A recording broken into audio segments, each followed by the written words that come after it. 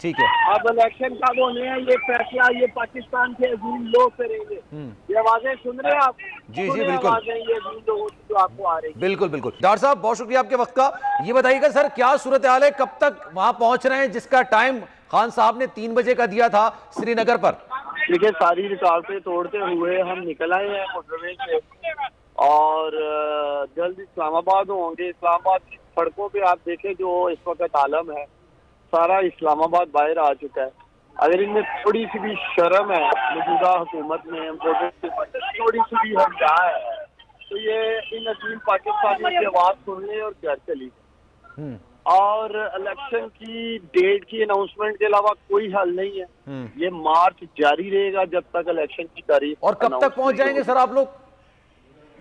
अगले 1 घंटे में मेरे लीडर मेरे कप्तान इमरान खान इंशाल्लाह इस्लामाबाद में होंगे। ठीक है, इस्लामाबाद में होंगे और उसके बाद आपकी मंजिल फिर डी चौक आ होगी? रहे हैं और ठीक मुझे उम्मीद है कि 10 बजे के करीब डी चौक पे भी होंगे। ठीक है और काफिला तेजी से आगे बढ़ रहा है और इंशाल्लाह ताला जल्द इस्लामाबाद पहुंचे।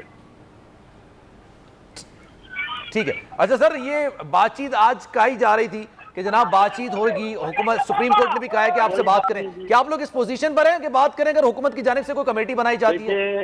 इनसे बात सिर्फ एक चीज भी हो सकती है कि इलेक्शन की डेट अनाउंस करें और कोई दूसरी बात नहीं हो सकती। और बड़ा वक्त दिया हमने इस साजिशी और इम्पोर्टेड हुकूमत को, लेकिन शायद ये पाकिस्तान के लोगों को या पब्लिक पल्स को नहीं समझ सके और इनका ख्याल था कि शायद ये अजीम कौम इमरान खान के साथ आज खड़ी नहीं है। और मैं समझता हूँ जितनी बड़ी तादाद में ये अजीम पाकिस्तानी बाहर निकले हैं पाकिस्तान के तूलो अर्ज में, पाकिस्तान की 75 साल तारीख में इतनी बड़ी कौमी मूवमेंट नहीं हुई जो आज हुई है। और आप देखें जरा अभी तो पार्टी शुरू हुई है, अब देखते हैं जरा ये जितनी आपकी एक्सपेक्टेशन थी उतनी आवाम निकली आपके लिए? उससे भी ज्यादा निकली है, उससे भी ज्यादा निकली। और ये रद्द अमल दिया अजीम लोगों ने, जो इन्होंने रास्ते रोके हैं, रुकावटें डाली हैं, छापे मारे हैं, खौफो हरासा फैलाया इन्होंने। तो इंशाल्लाह ताला आप देखेंगे कि ये अजीम पाकिस्तानी सपोर्टेड हुकूमत को घर बेच के दाम लें। लेट्स सपोज सर अगर वो दे देते हैं डेट कि आपको नवंबर दिसंबर में कराते हैं इलेक्शंस, तो आपके लिए काबिल कबूल होगा? देखते हैं ना कौन सी डेट आती है, डेट आने देना। नहीं सर कंफ्यूजन ये है, अब ये फैसले इमरान खान करेगा, मेरा लीडर करेगा। अच्छा अवाम करेगी, पाकिस्तान के लोग करेंगे। ठीक है। अब इलेक्शन कब होने हैं ये फैसला ये पाकिस्तान के अजीम लोग करेंगे। ये आवाजें सुन रहे हैं आप? जी जी बिल्कुल। आवाजें ये अजीम लोगों की जो आपको आ रही है। बिल्कुल बिल्कुल। तो आप अभी ये फैसला अटल है कि कोई मुज़ाकरात नहीं होंगे सिवाय इलेक्शंस की डेट के अलावा? इलेक्शन के अलावा कोई हल नहीं है। ठीक है, समी साहब आप कुछ पूछना चाहें?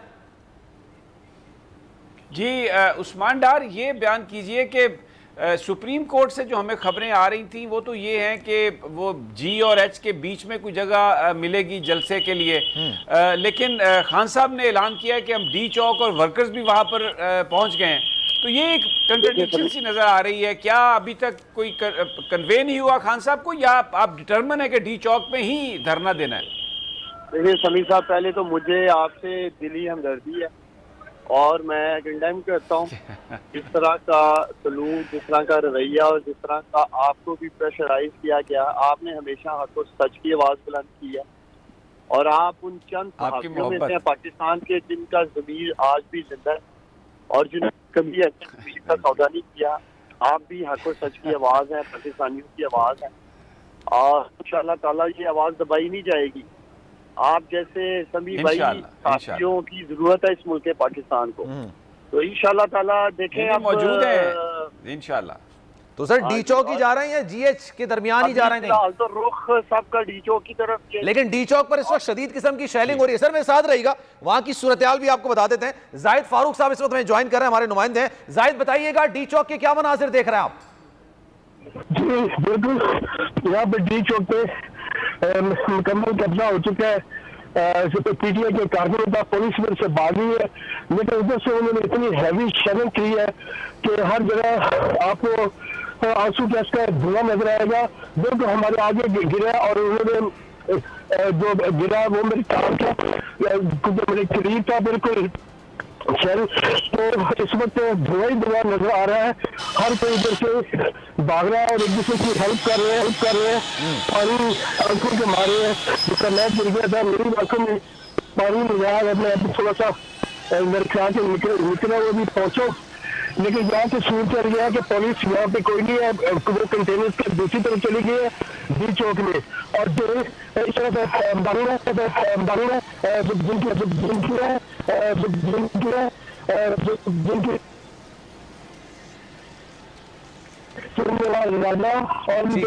जाहिद ख्याल रखिएगा अपना, क्योंकि इस वक्त जो मनाजिर देख रहे हैं काफी खौफनाक मनाजिर हैं। शेलिंग हद से ज्यादा हो रही है, हद से ज्यादा यहाँ पर धुएं के बादल नजर आ रहे हैं और सांस लेना इंसान को काफी मुश्किलात का सामना करना पड़ता है इस शेलिंग के अंदर।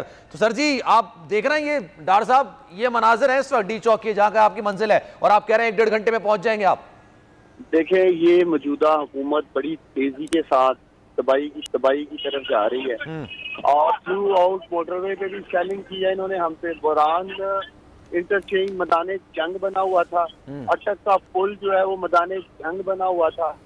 दर्जनों, मैं समझता हूँ सैकड़ों की तादाद में इन्होंने शेल डायरेक्ट मारे हैं पाकिस्तानियों को। मैं समझता आप इंडियन बॉर्डर पे भी चले जाए ना, तो शायद इंडियन फौज भी पाकिस्तानियों के जिस्म इस तरह छन्नी ना करे या इस तरह उनसे गोलाबारी ना करे जो पंजाब पुलिस ने किया और जो अभी इस्लामाबाद में मनाजर आप लोग दिखा रहे हैं। देखिए समी साहब, मैं सवाल उठाता हूँ कि क्या हम दहशतगर्द हैं?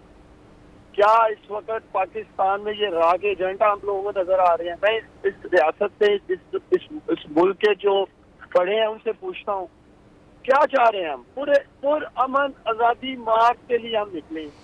3.5 सालों में 3 लॉन्ग मार्च किए इस इम्पोर्टेड हुकूमत ने, अपोजिशन ने 2 धरने दिए इन्होंने। फजल रहमान साहब आए, मरियम नवाज आई, बिलावल जरदारी आए, सिंध से लेके डी चौक तक कहीं रुकावट नहीं आई, कोई छापे नहीं मारे, कोई रेडे नहीं की, कोई इनके घरों की चादर 4 दीवारी का हमने तकद्दुस को माल नहीं किया, खवातीन को हरासा नहीं किया।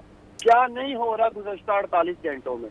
किस तरह खौफो हरासा फैलाया गया? पूरा पंजाब मैदान जंग बना हुआ है, लाहौर आज मैदान जंग बना हुआ था। तो क्या ये साबित करना चाहते हैं? पैनिक में, घबराहट में आज हमारा एक वर्कर शहीद हो गया अटक पुल पे इनके कंटेनर लगाने की वजह से। तो किस तरफ ये पाकिस्तान को लेके जा रहे हैं? किस तरफ ये इस मुल्क को लेके जा रहे हैं? आखिरकार क्या ये पुरअमन एहतजाज करना या मार्च करना हमारा ये कानूनी हक नहीं है? ये सवाल उठाता हूं मैं आज बोल न्यूज से, और हम उम्मीद करते हैं कि ये जितने भी अदारे हैं और खास तौर पे जो बड़े हैं इस मुल्क के, वो जरूर सोचेंगे भी और मुझे उम्मीद है रोल प्ले करेंगे। ये सारी एनआरकी जो इस वक्त मुल्क पाकिस्तान ने क्रिएट की, अगर आप जीटी रोड देखें, पूरी का पूरी जीटी रोड बंद है। आपका खैबर पख्तूनख्वा सूबा कट के रह गया पंजाब से। अजीब समा है इस वक्त मुल्क पाकिस्तान में, तूलो अर्ज में मुल्क के। धरना वहां कराची में दिया जा रहा है, क्वेटा में दिया जा रहा है। मकसद ये है कि एंड ऑफ द डे ये इम्पोर्टेड हुकूमत पाकिस्तान को अनारकी में लेके जा रही है। 6 हफ्ते में इन्होंने पहले ही मुआशत तबाह करके रख दिया।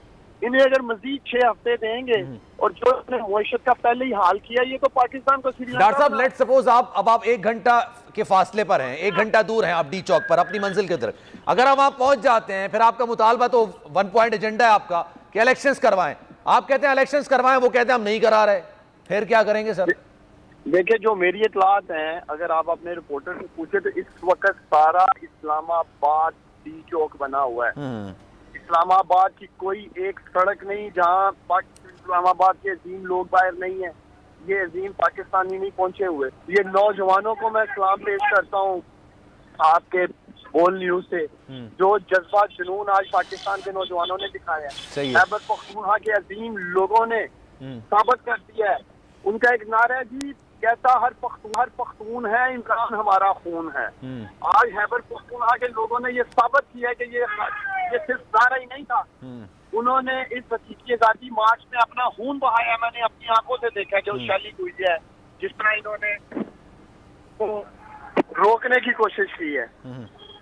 तो ये तो थमने वाला नहीं है तूफान। सही है। अगर ये समझते हैं कि कंटेनर लगाने से या शेलिंग करने से ये कौम वापस लौट जाएगी, ये पाकिस्तानी वापस जाने वाले नहीं है। ठीक है, जिस और मकसद के लिए हम निकले हैं, इंशाल्लाह ताला इलेक्शन की तारीख लेके वापस जाएंगे। इलेक्शन की तारीख लेके वापस जाएंगे, लेकिन उस वक्त तक अगर इलेक्शन अनाउंस नहीं होते हैं तो आप पूर्ण तरीके से वहां पर बैठे रहेंगे? बैठे रहेंगे। ठीक है।